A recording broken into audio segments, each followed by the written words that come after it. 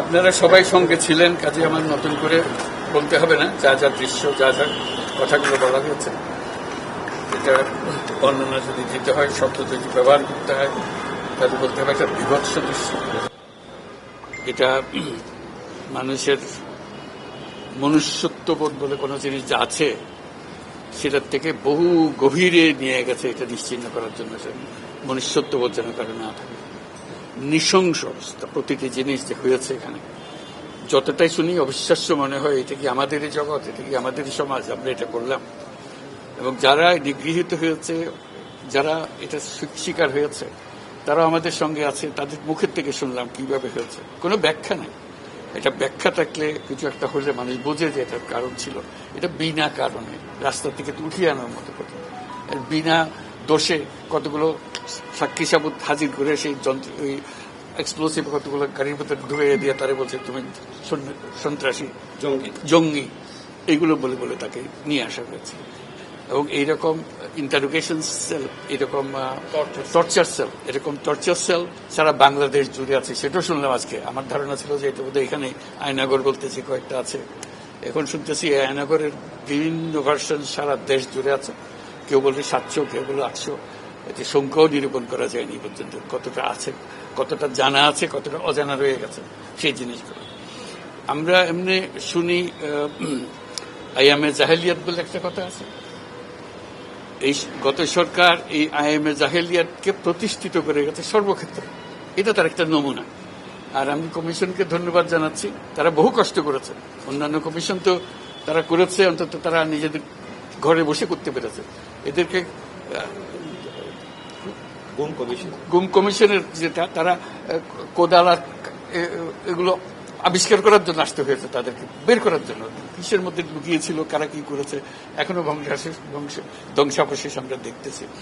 কাজে আমরা দেশের যে চূড়ান্ত অবনতি, চূড়ান্ত রূপ দেখলাম সর্বক্ষেত্রে, এটা তার একটা প্রতিচ্ছবি। কাজে গুম কমিশন যেটা আমাদের সামনে নিয়ে আসলো, সেটা হলো যে কি পরিমাণে একটা দেশকে সর্বদিকে ধ্বংস করা যায়, এমনকি মানুষের একেবারে সামান্যতম যে মানবিক অধিকার সেটুকু থেকে বঞ্চিত করে রেখে দেওয়া হয়েছে। আজকে এটা জাতির জন্য একটা বড় চূড়ান্ত রকমের একটা ডকুমেন্ট হবে। আপনাদের সাক্ষী রেখে আপনাদেরকে নিয়ে এসে আমরা শরিক হলাম এটাতে। যারা এই ভুক্তভোগী তাদের সঙ্গে কথা বললাম, কয়েকজনের সঙ্গে। ভুক্তভোগীদের সংখ্যা আমার জানার মতো 1700 প্লাস, 1750 প্লাস এরকম যারা ভুক্তভোগী। অজানা কত এটা তো আমরা আর জানি না। কেউ বলে যে এটা 3000-এরও বেশি হবে। কাজে সেটাও আমরা ধরে নিলাম যে একটা সীমারেখা দরকার, যেটা আমরা অজানা, এটার উপর কেউ প্রমাণ দিতে পারেনি। এই যে উদাও হয়ে গেছে, মানুষ নিশ্চিহ্ন হয়ে গেছে, কেউ বলতে পারছে না সে কোথায়। তার মেয়ে আপনাদের সামনেই ছিল আজকে, যে বলছে আমার মাকে কোথায় নিয়ে যাওয়া হয়েছে। আজ 9 বছর করে, 9 বছর ধরে আমরা আর খোঁজ পাইনি। সে নিজেও ছিল, 11 বছর বয়সে ছিল, সে মায়ের সঙ্গে ছিল, তাকে রেখে মাকে নিয়ে চলে গেছে। এই হলো সামান্য একটা দৃশ্য। এই দৃশ্য বড় করুণ দৃশ্য। এবং এটার কঠিনতম যে লেসনটা হলো, যারা করেছে তারা আমাদেরই সন্তান, আমাদেরই ভাই, আমাদেরই ঘনিষ্ঠ আত্মীয়, তারাই করেছে।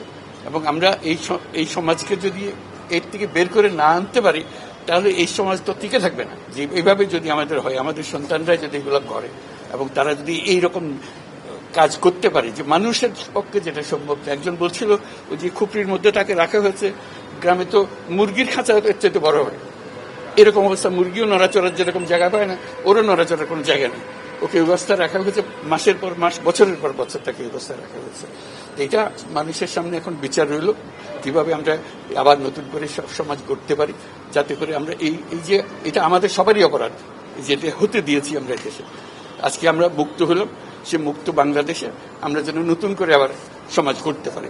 এটার থেকে একেবারে অতি দূরে যেন আমরা চলে যেতে পারি।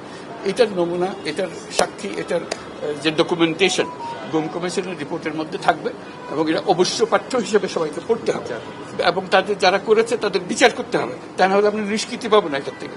এই যে কাজগুলো করে গেল তারা, তা না হলে আমরা আবার মুক্তভাবে বলবো কি করে যে আমরা এই দেশের মানুষ, আমরা পরিষ্কার। যারা করেছে তাদের জন্য আমরা কেন মুক্তভোগী হতে যাব? তাদেরকে সে বিচার করবো, জনসাধারণ বলবো যে হ্যাঁ এটা উচিত বিচার হয়েছে, তখন আমরা এটা থেকে মুক্তি পাবো। সেটাই হলো আমাদের আবেদন দেশের সবার কাছে, এই বিচারটা যেন আমরা করে ফেলতে পারি। এইগুলো সব এভিডেন্স যা যা আমরা দেখলাম, এভিডেন্স গুলো সিলগালা করে রাখা হবে যাতে করে কেউ বিনষ্ট করতে না পারে, যখন বিচারের কাছে যেহেতু এটা প্রমাণ হিসেবে ব্যবহার করতে পারে, সেই হিসেবে আমরা থাকি। ক্ষতিপূরণ হিসেবে আমরা দেখি নাই, আমরা দেখছি যে ন্যায় বিচারটা তার জন্য হয় অতি তাড়াতাড়ি হয়, যে বিচার দীর্ঘসূত্রিতায় পড়ে থাকবে সেই জন্য এটা থেকে নিষ্কৃতি পায়, এটা আমাদের ফার্স্ট প্রেফারেন্স। তারপর দেখা যাবে তাদের কি করা যেতে পারে। তার জীবনটা ফিরিয়ে দিতে পারবো না যে জীবনের মাধ্যমে সে গেছে, অন্তত দেখলে মনে সান্ত্বনা হবে। আমি জায়গাটা দেখে এসেছি। ওই মেয়েটা, যে বাচ্চা মেয়েকে বলতেছেন আমার মাকে আর দেখতে পেলাম না, কোথায় চলে গেল, আজ পর্যন্ত কেউ খবর দিতে পারলো না সে বেঁচে আছে না মরে গেছে, মরে গেলে কোথায় আছে। The whole existence of this government is because of this, that we don't want to stay in that darkness যেটা আমাদের that has been created around us. So we want to create a new environment, new, as we say, new Bangladesh, as the students have been claiming all the time. So that led to the reform commissions. One of them is this disappearance commission, which led us to see this thing. If we didn't have that commission, probably it will be just a storytelling. Nobody will believe, somebody will say yes, somebody will say no. Now they have concrete proof, and now they will go to the justice. So this is one step. And then what happens to the rest of the institutions? You are dealing with something that have done. Will this be repeated in future? That's something we have to make sure that it's not repeated in future. No way. Nowhere near it. This is the worst ever in the whole world possible. So we don't want to have anything to do with it. We'll be as normal as any civilized human being could be. So that's our commitment. That's what the reform commissions are all about.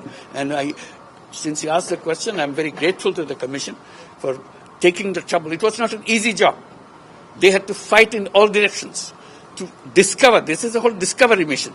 It's not a simple going and taking evidences and writing reports about it. So they had to really detectives in very serious way. And they're still worrying about whether we can keep the evidences as they are after all this thing happened. So this is our commitment. We want to create that society and that world for us.